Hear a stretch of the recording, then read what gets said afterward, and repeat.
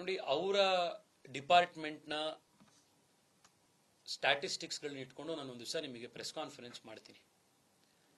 ಬೆಂಗಳೂರಿನಲ್ಲಿ ಇವತ್ತು ಯಾವ್ಯಾವ IT ಕಂಪನಿಗಳು, ಇನ್ನೊಂದು ಕಂಪನಿಗಳು ಯಾವ ರೀತಿ ಹೋಗ್ತಾ ಇದೆ ಅಂತ ನೀವು ಸೋಷಿಯಲ್ ಮೀಡಿಯಾದಲ್ಲಿ ನೀವೆಲ್ಲ ಪತ್ರಕರ್ತರು ನೀವೇ ಅಬ್ಸರ್ವ್ ಮಾಡಿದ್ದೀರಾ. ಕಳೆದ 2-3 ತಿಂಗಳಲ್ಲಿ ಎಷ್ಟೋ ಬೆಂಗಳೂರಿನ ಕಂಪನಿಗಳು, ಕರ್ನಾಟಕದ ಕಂಪನಿಗಳು, ನಮ್ಗೆ ಲ್ಯಾಂಡ್ ಅಕ್ವಿಸಿಷನ್ ಸಮಸ್ಯೆ ಆಯಿತು, ನಮ್ಗೆ ಜಾಗ ಸಿಗ್ಲಿಲ್ಲ, ನಮಗೆ ಕರೆಕ್ಟಾಗಿ ಕರೆಂಟ್ ಸಿಗ್ಲಿಲ್ಲ, ನಮಗೆ ಕರೆಕ್ಟಾಗಿ ಇಲ್ಲಿ ವ್ಯವಸ್ಥೆ ಸಿಗ್ಲಿಲ್ಲ, ಭ್ರಷ್ಟಾಚಾರ, ನಾವು ಬೇರೆ ಕಡೆಗೆ ಹೋಗ್ತೀವಿ ಅಂತಂದಾಗ ತಕ್ಷಣ ತಮಿಳ್ನಾಡಿನಿಂದ ಮೆಸೇಜ್ ಹಾಕ್ತಾರೆ ಅವರಿಗೆ, ಅಲ್ಲೇ ಟ್ವಿಟರ್ನಲ್ಲೇ ರಿಪ್ಲೈ ಮಾಡ್ತಾರೆ, ಎಕ್ಸ್ನಲ್ಲೇ ಹಾಕ್ತಾರೆ ಅವರಿಗೆ, ಬನ್ನಿ ನಮ್ಮ ಊರಿಗೆ ಬನ್ನಿ ಅಂತ. ನಾರಾ ಲೋಕೇಶ್ ಅವ್ರು ಹೇಳ್ತಾರೆ ಬೆಂಗಳೂರು ಪಕ್ಕದಲ್ಲಿ ಅನಂತಪುರಿಗೆ ಬನ್ನಿ ಅಂತಾರೆ.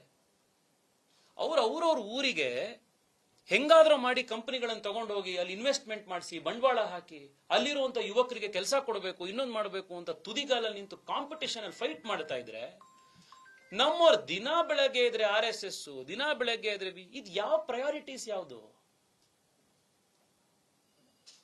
ಜನ ಆಯ್ಕೆ ಮಾಡಿರೋದು ಯಾವ್ದಿಕ್ ನಿಮ್ಗೆ? This is the reality.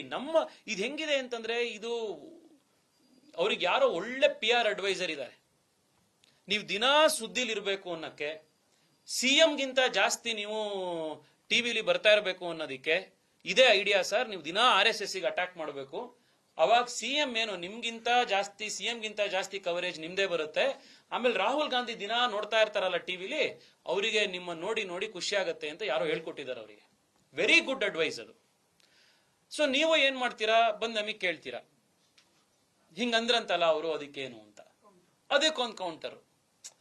News cycle ಅಲ್ಲಿ ಕಂಟಿನ್ಯೂಸ್ ಆಗಿರ್ಬೇಕು, ಕಂಟಿನ್ಯೂಸ್ ಆಗಿ. ಇನ್ವೆಸ್ಟ್ಮೆಂಟ್ ಬಂತ, ಹೊಸ ಕಂಪನಿಗಳು ಬಂತ, FDI ಬಂತ, ಕರ್ನಾಟಕಕ್ಕೆ ಏನಾದ್ರೂ ಹೊಸ ಕಂಪನಿ ಸ್ಟಾರ್ಟ್ ಆಯ್ತಾ? ಏನಿಲ್ಲ. ಕರ್ನಾಟಕದಿಂದ ಬಿಟ್ಟು ಹೋಗ್ತಿರುವಂತ ಕಂಪನಿಗಳು ಹೈದರಾಬಾದ್ಗೆ, ತಮಿಳ್ನಾಡಿಗೆ, ಇನ್ನೊಂದ್ ಕಡೆ ಹೋಗ್ತಾ, ಆಂಧ್ರ ಪ್ರದೇಶಕ್ಕೆ ಹೋಗ್ತಾ ಇರೋದು, ಅದ್ರ ಪ್ರಶ್ನೆ ಇಲ್ಲ.